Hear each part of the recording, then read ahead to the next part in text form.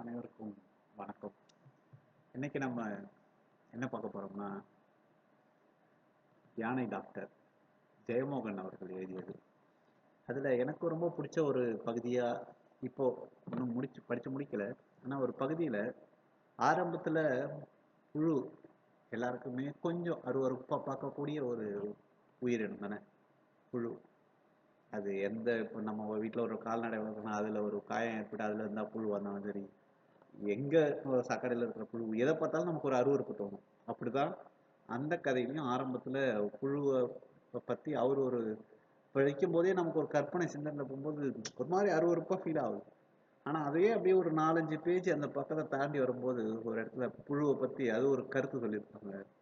அதெல்லாம் பார்க்கும்போது ஆமால, அந்த உயிரினத்துக்கு அதுதான் விதிக்கப்பட்டிருக்கிறது. அதுதான் அதுக்கு தெரியுது என்ன மாதிரி எதை சாப்பிட்டு வளரணும். ஆனா நான் சாப்பிட்டு வேக வேகமா வளரணும், வளர்ந்து அது ஒரு ஸ்டேஜுக்கு போகும்போது புழுன்றது ஒரு உயிரினம் இல்லை, அதுல இருந்து அது அடுத்த பரிணாமத்தை அடையுது. கூட்டு புழுவா சேர்ந்து அது வேற மாதிரி வரும். எல்லாருக்குமே தெரியும் புழு அருவருப்பா பார்க்குற எல்லாருக்குமே பட்டாம்பூச்சியை ரொம்ப பிடிக்கும். ஆனா பட்டாம்பூச்சி என்ன, அது ஒரு கூட்டு புழு. அது ஒரு கூடு கட்டி வாழ்ந்து ரெக்கைகளை கலர் கலரா வாங்கி பறக்கிறது. அதே மாதிரி எல்லா புழுவுமே ஒரு பூச்சி இனத்தோட ஒரு பெருவெளி. அந்த மாதிரி தான் அதை படிக்கும்போது எனக்கு ஒரு மாதிரி ஆமால, எல்லாத்துக்கும் இன்னொரு பெர்ஸ்பெக்டிவ் இருக்கு, இன்னொரு பின் தொடர்பு இருக்கு. அது படிக்கும்போது அப்படி புரிஞ்சுது. அதனால யானை டாக்டரை ஃபுல்லா முடிச்சுட்டு எனது கருத்து சொல்றேன்.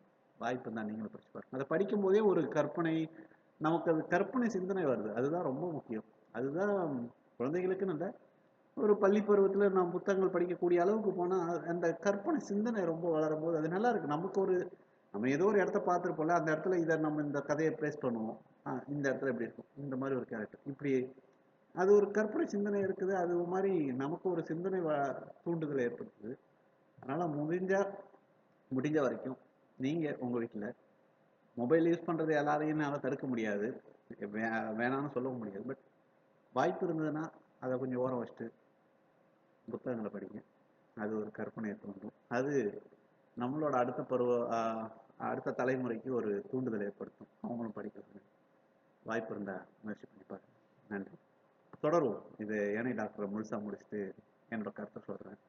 முடிஞ்சா அந்த புத்தகத்தை அந்த டிஸ்கிரிப்ஷன்ல நான் போடுறேன், படிச்சு பாருங்க. நன்றி.